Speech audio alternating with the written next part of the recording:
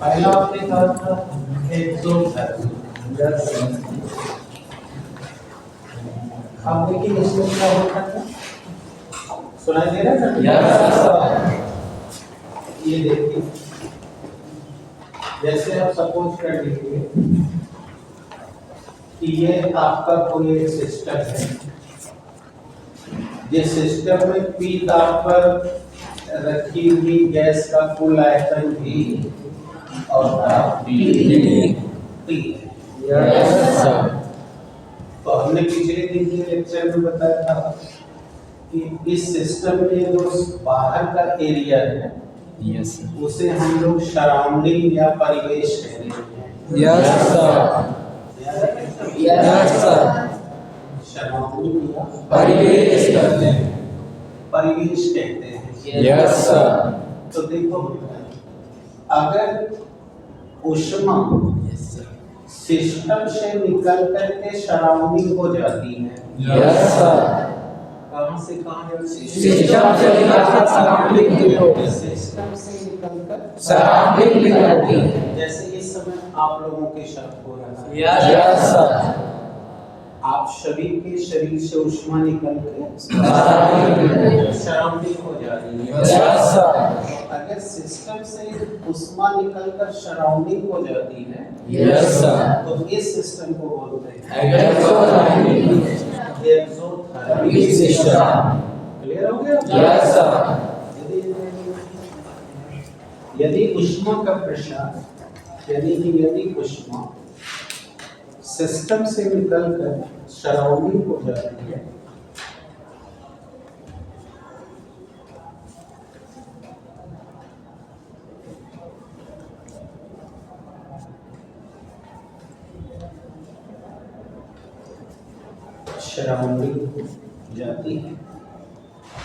तो इसे हम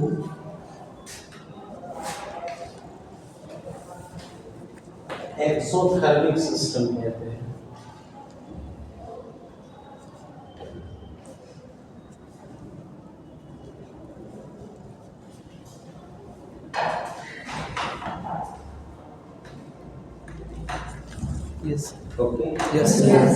दूसरा कौन बेटा? एंडोथर्मिक। आप समझ गए? एंडोथर्मिक में बेटा हीट का जो प्रश्न वो सराउंडिंग से अंदर जो है, जैसे आप लोग रोज घर में चाय बनाते हैं ना, तो चूल्हे से ऊष्मा जाती है बर्तन, यानी कि सराउंडिंग से जाती है।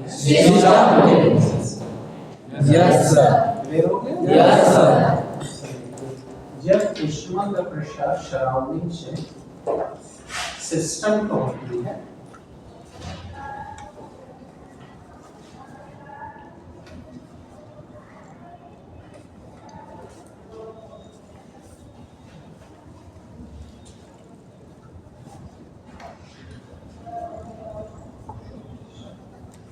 तो उसे हम एंडोथर्मिक प्रोसेस कहते हैं। ठीक है? Yes sir. और अब तीसरा एक सिस्टम जानते हैं बेटा, तीसरे को बोलते हैं आइसोलेटेड सिस्टम,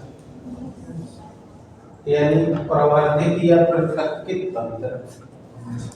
जैसे आप लोग कोरोना का याद करिए, कोरोना के समय में ना जिस व्यक्ति को कोरोना हो जाता था, यस सर, या कोई भी व्यक्ति बाहर से आता था, तो उसे क्वारंटीन कर दिया जाता और जिस कमरे में बंद कर दिया गया उसका और घर के अन्य सदस्यों से कोई लेन देन बातचीत कुल बंद। कभी सुना? तो वही है आइसोलेटेड सिस्टम, यानी कि न सराउंडिंग से सिस्टम से सराउंडिंग को कोई लेन देन। जैसे इसका एक एग्जाम्पल आपको बताता हूँ, आपका बाइक में लगा हुआ इंजन,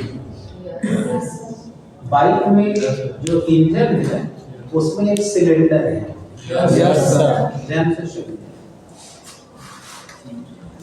देखिए, इसका आपको जरूरत भी पड़ेगा और मैं एक लाभ से कई लाभ उठाना चाह रहा हूँ। ये देखिए बाइक के अंदर जिसे आप लोग इंजन कहते हैं, उस इंजन में ये सिलेंडर है। Yes sir.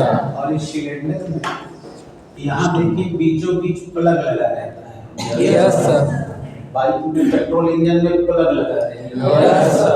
अब प्लग के एक तरफ इधर एक वाल्व है, valve number 1, valve number 2। Yes sir. Valve number 2 का संबंध साइलेंसर से है। Yes sir. जहाँ से आपने देखा होगा गाड़ी का धुआं निकलता है। इसका संबंध वाल्व नंबर 2 से है। Yes sir. ये अब चूंकि सिलेबस सब खत्म हो गया है, पुराना सिलेबस जो भी 9-10 में, अब तो 10 में निकल गया, नहीं तो 10 ही में मोटर वोटर में पढ़ना होता था। Yes. Engine but of course दूसरे टाइम में है। फिलहाल हम अपने स्वार्थ के लिए बता रहे हैं। यस। और जो ये प्रथम वाल्व है, इस वाल्व का संबंध नोजल से है और नोजल में 2 पाइप आ रही है। Yes sir. एक जोने में आप पेट्रोल भरते हैं, वो पेट्रोल की टंकी से आ रही है। Yes sir.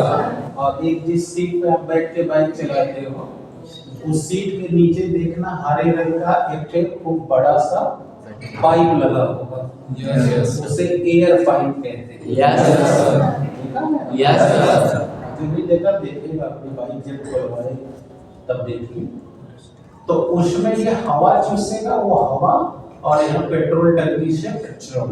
Yes sir. ये दोनों का मिश्रण जाएगा नोजल में। Yes sir. और नोजल क्या करता है, इन दोनों के मिश्रण को वाइपर में कन्वर्ट करता है। Yes sir.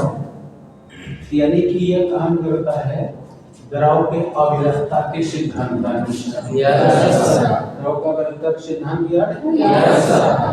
कि वेग क्षेत्रफल के विलोमानुपाती होता है। तो नोजल होता है जहां आप चोट से ऐसे मारते हो। Yes sir. आप किक मारते हो, आपका इंजन चलता है, तो ये उसमें से स्प्रे मारता है। Yes sir. यानी एक बूंद पेट्रोल को लगभग सैकड़ों छोटी छोटी बूंदों में बदल देता है। इसी का नाम है नोजल। जैसे कि आप लोग स्प्रे मशीन देखे हैं? Yes sir. नाई की दुकान में जाइए, स्प्रे मारिए तो पानी बूंदों में बन के बिखर जाता है। Yes sir. जिससे आप अपने बाल को ढीला कर लेते हैं। Yes sir. तो ये बना करके इसमें भेजता है। यस। अब ये जो सिलेंडर है, सिलेंडर में देखो ये पिस्टन लगा हुआ है। यस। और इस पिस्टन का संबंध ये देखो गतिपालक चक्र से, ये क्रैंक, और इस क्रैंक का संबंध गतिपालक चक्र से है। यस। और इसी पर चेन लगा होता है जिससे आपका पहिया चलता है। Yes sir. तो देखो इसमें हो क्या रहा है, इसलिए ये बता रहा हूँ, उसको समझो। पहले इतनी बात समझ आ रही है? Yes sir. अब भाई जो सिलेंडर देख रहे हो ना बेटा, ये सिलेंडर नाइक्रोम का बना हुआ है। और इसकी विशेषता ये है कि ये अंदर की ऊष्मा को अंदर, बाहर की ऊष्मा को बाहर, यानी कि ना तो सिस्टम से सराउंडिंग में जाने देगा। इसका मतलब ये कैसा हो गया? और अब देखना क्या होता है। ये दोनों वाल्व की विशेषता ये है कि जब ये वाल्व बंद होगा तो ये वाला वाल्व खुलेगा, और जब ये वाला वाल्व बंद होगा ये, इसका मतलब ये दोनों अल्टरनेट में। आपने डीजल इंजन में देखा होगा ऐसे ऐसे नाचता है। Yes sir. देखा है ना? Yes sir. एक ऐसे जाता है, फिर नीचे जाता है, ये वाला जो ऊपर जाता है देखिए आप। यस। यहाँ से बंद किया जाता है। यस। तो वैसे ये वाल्व है बेटा। अब इसको थोड़ा सा समझ लो ताकि हम इस उदाहरण से अपने आगे के कई लक्ष्य साध लें। जब आप इंजन स्टार्ट करने के लिए पैर से किक मारते हैं, चाहे हैंडल मारते हैं या सेल्फ मारते हैं, यस सर। 3 तरह से इंजन स्टार्ट किया जाता है। Yes sir.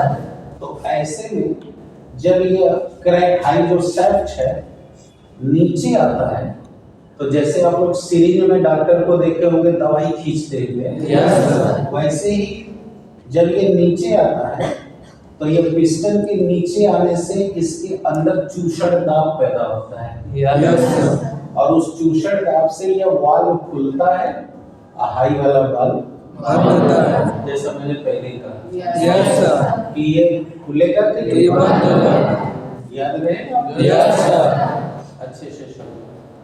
तो जैसे ही ये चूषण दाब पैदा होता है और ये वाल्व खुलता है, कि नोजल में जो पेट्रोल और वायु का मिश्रण है वह आकर इसके अंदर छोटी छोटी बूंदों के रूप में फैल जाता है।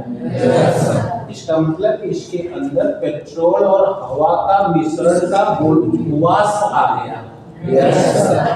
अब जब ये पुनः वापस जाता है ऊपर की ओर, ठीक है, तो बताओ ऊपर जाएगा तो दाब बढ़ेगा तो आयतन सिकुड़ेगा।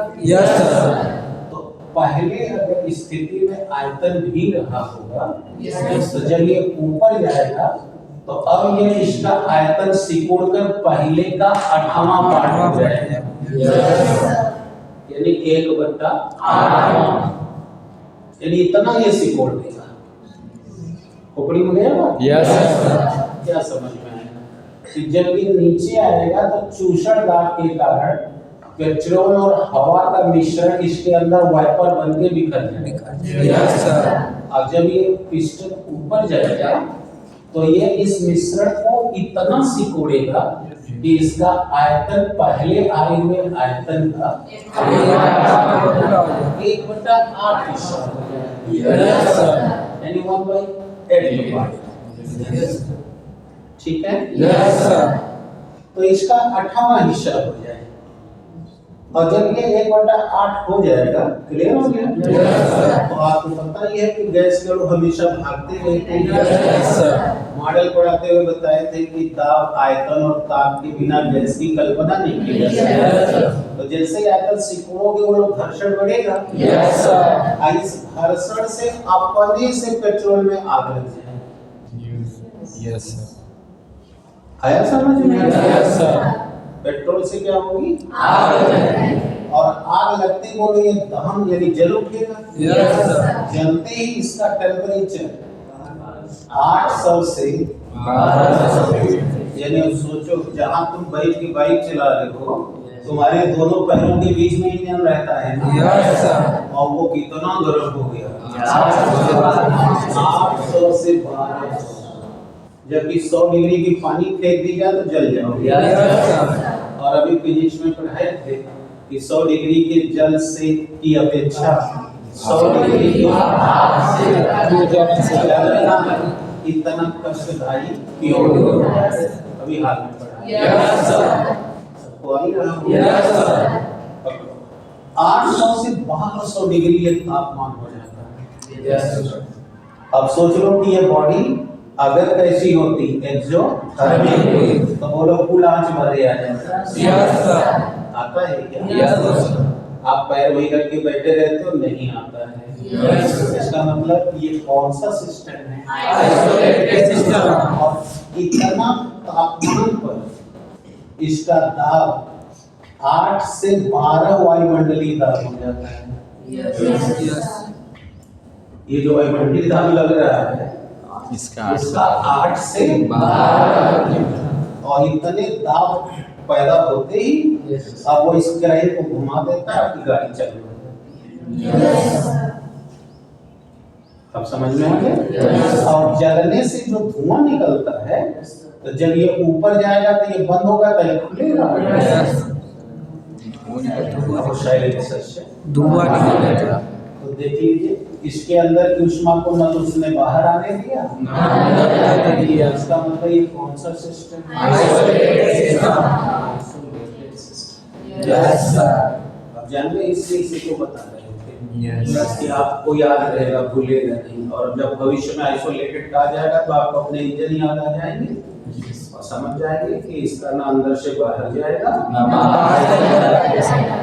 क्लियर हो गया? तो ऐसे सिस्टम को हम आइसोलेटेड कहते हैं, जिसमें ना ऊष्मा सिस्टम से जाती है सराउंडिंग से तो ऐसे तंत्र को प्रवर्धित या पृथक्कित तंत्र यानी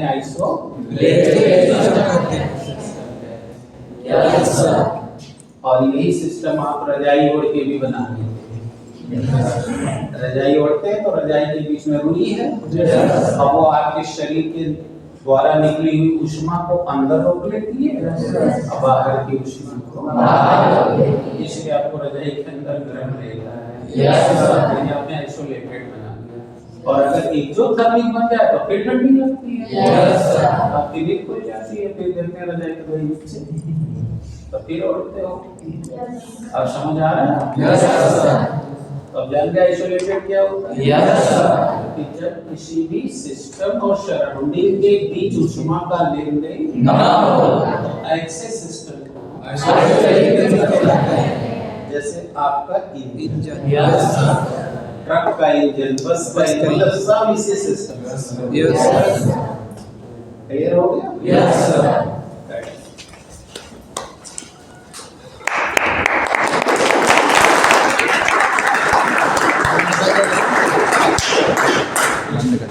जब सिस्टम और सराउंडिंग के बीच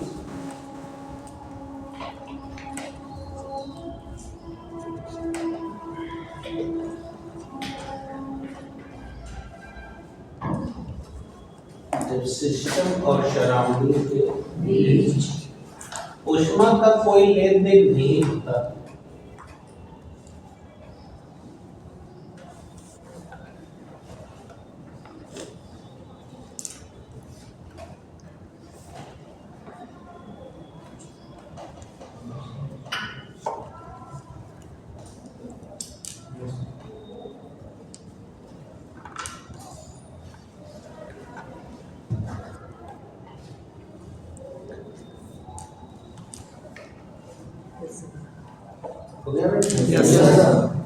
जब सिस्टम और सराउंडिंग के बीच ऊष्मा का कोई लेन देन नहीं होता तो उसे हम आइसोलेटेड सिस्टम कहते हैं। आगे बेटा। Yes sir.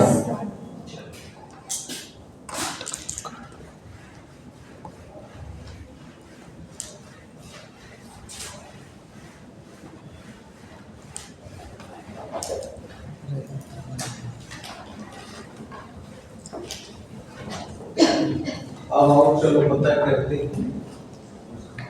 पिछले दिन का लेक्चर तो आपको याद है ना, ऊष्मा गतिकी किसे कहा जाता है? Yes sir. विज्ञान की गतिकी। Yes sir. हमने कहा था विज्ञान की ऊष्मा जिसमें पारस्परिक संबंधों का वर्णन किया जाता है उसे ऊष्मा गतिकी कहते हैं। तो एक साइंटिस्ट थे जिनका नाम था डॉक्टर जूल। Yes sir. उन्होंने दुनिया को पहली बार, सबसे पहली बार ऊष्मा और कार्य में संबंध स्थापित किया। तो अब हम पहले यही देखेंगे कि ऊष्मा और कार्य में संबंध। ऊष्मा और कार्य में संबंध।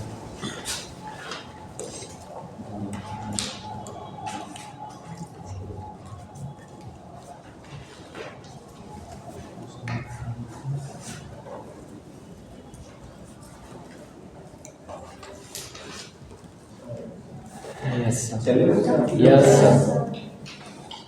अब आप दोनों को, हालांकि दोनों आप जानते हैं, फिर भी मैं समझाने के लिए आपको अननोन मान के बता रहा हूं। आपने पिछले दिन पढ़ा कि ऊष्मा वो कारक है जिसकी वजह से वस्तु के ताप में या तो परिवर्तन होता है या तो अवशोषण, और इस कार्य को हम ऊष्मा कहते हैं। कार्य के बारे में पढ़े हो, बल लगाकर बल के दिशा में।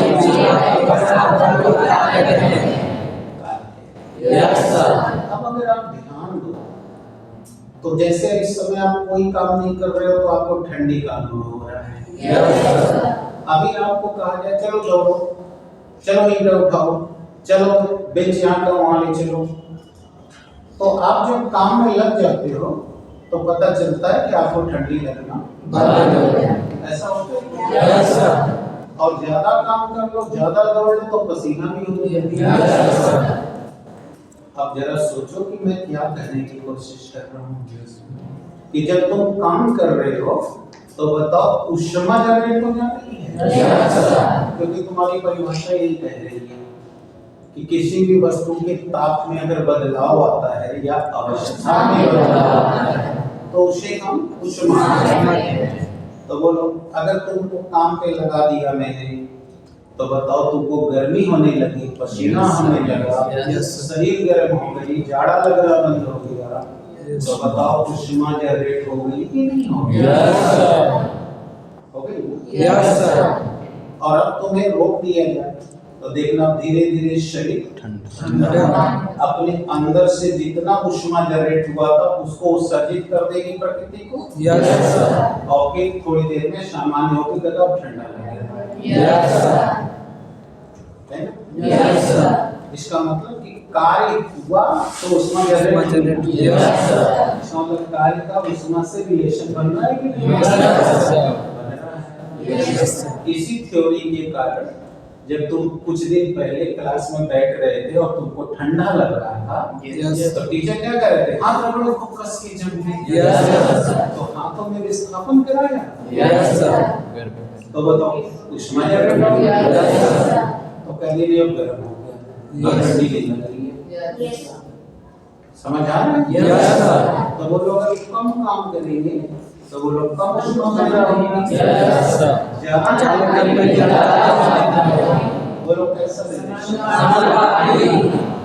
तो ये बात आपसे पहले डॉक्टर जूल नहीं बता दिया।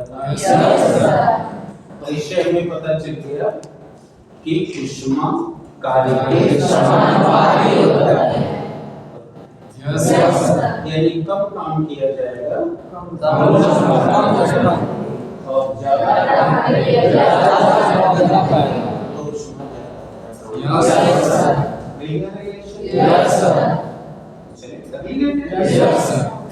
डॉक्टर जूल ने बताया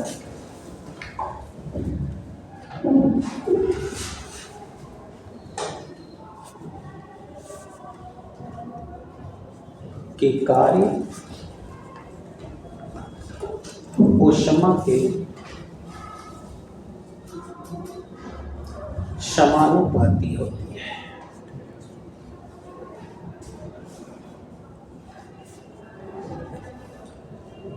ठीक है?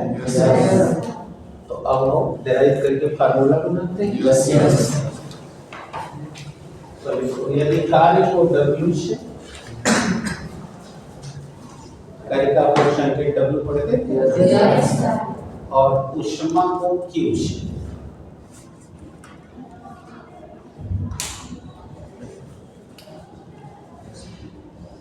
और ऊष्मा को Q से प्रदर्शित किया जाए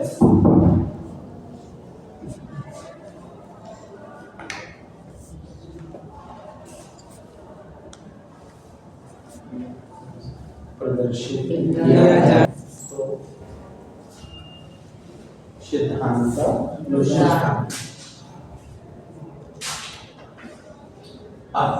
अब देखिए सिद्धांत